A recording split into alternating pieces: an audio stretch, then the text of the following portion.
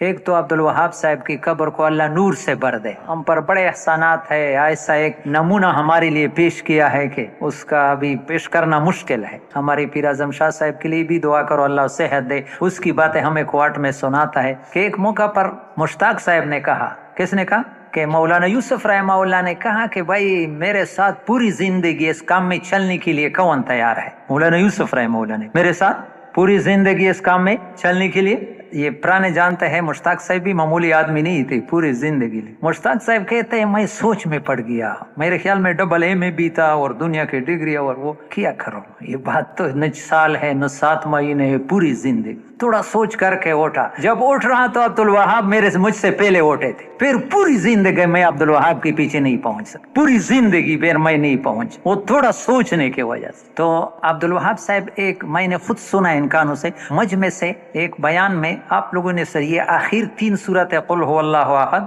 قل اعوذ برب الفلق، قل اعوذ برب الناس دہرایا بیان میں، ابھی میں نے ممبر پہ آنے سے پہلے پڑھا، یہ ضرور پڑھ لیا کرو۔ ترمذی کے حوالے سے تانوی صاحب کا خلیفہ ابرار الحق صاحب وہ فرماتا ہے جو صبح شام یہ 3 سورتیں پڑھے گا، فجر کے نماز کے بعد بھی، اگر بیان ہو تو بیان کے بعد پڑھے، مغرب تو یکفیہ من کل شین، ہر بلا آفت سے اللہ حفاظت کرے، مشکل نہیں ہے۔ بسم اللہ الرحمن الرحیم، قل هو اللہ احد، قل اعوذ برب الفلق، پھر دوبارہ 1.5 منٹ لگتا ہے معنی حساب سے پڑھیں گے انشاءاللہ۔ یہ اعمال سے اللہ حفاظت کرتا ہے، مال پر اللہ پاک کے وعدے، مال کمانا ناجائز نہیں ہے، مال کمانا کوئی حساب بھی نہیں ہے کہ کروڑوں کمایا اربوں نہ کماؤ، پابندی، لیکن اس پر قرآن حدیث میں کہاں بھی وعدے نہیں ہے کہ تمہارے ساتھ مال ہوگا تمہاری زندگی بنے۔ ہاں اعمال پر گارنٹی ہے، تمہارے اعمال صحیح ہو جائیں گے تمہاری دنیا بھی جنت بنے گی آخرت، یہ یقینی چیز ہے۔ آج ہمارا بنیادی کمی یقین کی کمی ہے، تبلیغ میں بنیادی کمی یقین کی کمی۔ کیا مطلب ہے؟ زبان پر کہتے ہیں سب کچھ اللہ کرتے، یقین کرو خدا کی قسم ہمارے دل گند ہے، اندر دل میں یہ چور ہے کہ پیسوں سے زندگی بنتی، اور یہ زبانی بات نہیں ہے، عمل سے پتہ چلتا ہے ہمارا استعمال عملوں کے لیے ہے یا مال کے لیے۔ رائے وینڈ میں ایک بہت پیارا جملہ بتاتے ہیں نعیم صاحب وغیرہ، صحیح یقین والے عملوں میں نظر آئیں گے، غلط یقین والے شکلوں میں نظر آئیں گے۔ صحیح یقین والے تو وہ عمل کے میں لگا ہوا ہوگا، عمل سے زندگی بنے گی۔ غلط یقین والے، اور غلط یقین والوں کے لیے نبی کی بد دعائیں ہیں، یا اللہ آپ یقین کرو نبی کی بد دعا جس کو لگے گی وہ بچ سکتا ہے، اور عام کتاب کی بات نہیں ہے، بخاری شریف میں ہے، تعسا عبد الدینار و عبد الدراہم و عبد التیلاسان، یہ پیارے نبی، کتنا شفیق نبی، لیکن جو مال کا لحاظ رکھ کر کے دنیا اللہ کے حکم کو توڑے گا، اس کے لیے ایک بد دعا نہیں کی ہے، یہ قیامت تک ہلاک ہو جائے، سر نیچے پاؤں اوپر ہو جائے، اور اس کے پاؤں میں کانٹا چوبے، اللہ اس کے کانٹے کو نہ جائے۔ جو مال کا بندہ ہو، اشرفیوں کا بندہ ہو، کپڑوں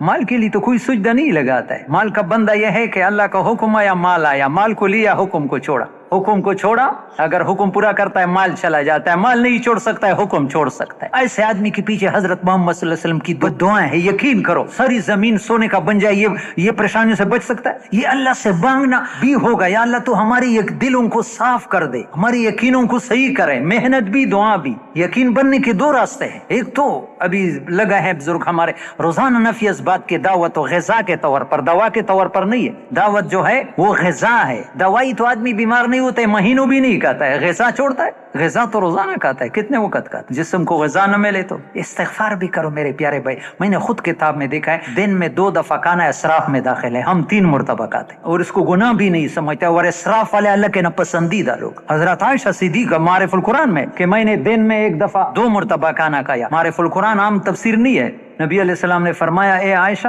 تمہارا دنیا میں آنے کا مقصد بس کھانا پینا ہے، دن میں 2 مرتبہ کھانا اسراف میں داخل کہا، لیکن انک تو نیچے ہوں۔ اور مولانا یوسف رحمہ اللہ، مجھے تو اتنی پیاری لگتی یہ بات کہ یا اللہ یہ کتنا علم ہے، گہرا علم ہے۔ ایک وقت میں 5 قسم کا سالن جمع کرنا بھی دینی نہیں ہے، لیکن حضور کا طریقہ بھی نہیں ہے۔ ایک وقت میں 5 قسم کا سالن جمع کرنا بھی دینی، فتوی نہیں لگاتے کہ یہ ناجائز ہے، لیکن حضور کا، اللہ کو کس کا طریقہ پسند ہے؟ آپ مطلب ان چیزوں کو اونچی نظر سے نہیں دیکھنا چاہیے، اونچی چیز یہی ہے ان کے پاس جو ہے ان لوگوں کو خطرے میں دیکھنا چاہیے. اور مولانا ابراہیم صاحب جوڑ میں فرماتے تھے, اللہ اس کو عمر دراز دے, اتنا قرآن حدیث کی گہرائی سے, اللہ کی ہر نعمت میں غفلت کی تاثیر ہے. دنیا کی نعمت زیادہ ہوتی, آخرت سے آدمی کو غافل کر دیتے. اللہ سے مشقت نہیں مانگنا ہے, لیکن جو حال ہے اس پر اللہ سے راضی ہونا چاہیے, زیادہ کی حرص نہیں کرنا ہے. یہ تو ہم سمجھتے نہیں ہے. مولانا سعید احمد خان صاحب فرماتے ہیں, مال کا نشہ شراب کے نشے سے 1000 درجہ بڑا ہوا ہے. مال کا نشہ شراب کے نشے سے, یہی شراب کا نشہ 3-4 گھنٹے کے بعد ختم ہو جاتا ہے, مال کا نشہ موت پر ختم. اللہ سے حفاظت مانگنا چاہیے. تو میرے پیارے بھائیوں, یقین یہ ہو کہ زندگی ایک اللہ بناتا ہے. قرآن الف لام میم سے لے کر والناس, تو خدا کی قسم کوئی اور بات ہے نہیں سوائے کہ سب کچھ اللہ کے ہاتھ میں. سارا قرآن یہی بیان کر رہا ہے. اور ہم قرآن دیکھتے نہیں, اخبار دیکھتے ہیں, خبروں میں کوئی بات نہیں کہ اللہ نہیں کیا, جیسے اللہ تماشا کر رہا ہے. اللہ کچھ کرتے نہیں ہے, ان کو دیکھتے ہیں. یہ میڈیا بالکل یقینوں کو برباد کرنے والی چیز. اس نے یہ کیا, اس نے یہ کیا, اس نے یہ کیا, اس نے, جیسے اللہ کوئی کرتا نہیں, تماشا کر رہا ہے. قرآن کہتا ہے کہ ایک پتا بھی اللہ کے حکم کے بغیر نہیں گر, ایک پتا بھی اللہ کے حکم کے بغیر زمین پر.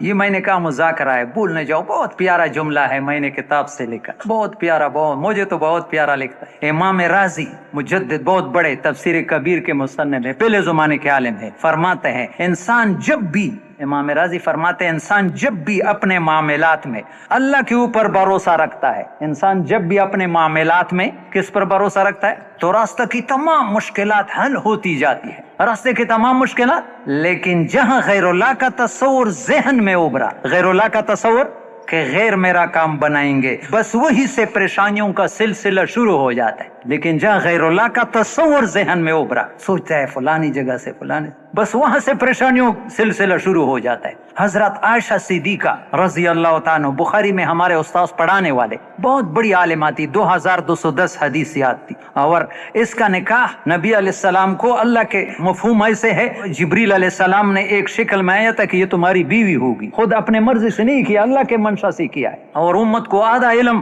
مستورات کا اس کے ذریعے سے پہنچا ہے. نبی علیہ السلام کو سب سے زیادہ محبت پوچھا گیا کس سے, عائشہ سے. تھوڑا سا اس کی سوئی ادھر ٹیڑھی ہوئی, جیسے ایک عورت کے میرا کیا پر, میرا تو ایسا خاون ہے. یہ بات اللہ کو پسند نہیں کہ نبی کے شان میں تو کوئی کمی ہے نہیں, لیکن مشکل کشا حاجت روا. 1 مہینہ ایسا امتحان آیا جیسے زندہ انسان کو آگ میں جلایا جائے. پھر جب صفائی اتری تو ماں باپ نے کہا نبی علیہ السلام کے لیے کھڑی ہو جائے, ویلا احمدہ ولا احمدکما, نہ تمہارا احسان جانتا ہوں نہ تم, ہاں ہائی کورٹ نے میرا معاملہ حل نہیں کیا, میں سپریم کورٹ کا, ہاں ایک اللہ کرنے والے ہیں. حضرت مولانا عظیم صاحب کوہاٹ تبلیغی مرکز والے, اللہ عمل کی توفیق عطا فرمائے. مزید بیانات کے لیے ہمارے یوٹیوب چینل بیانات کلپس کو سبسکرائب کریں.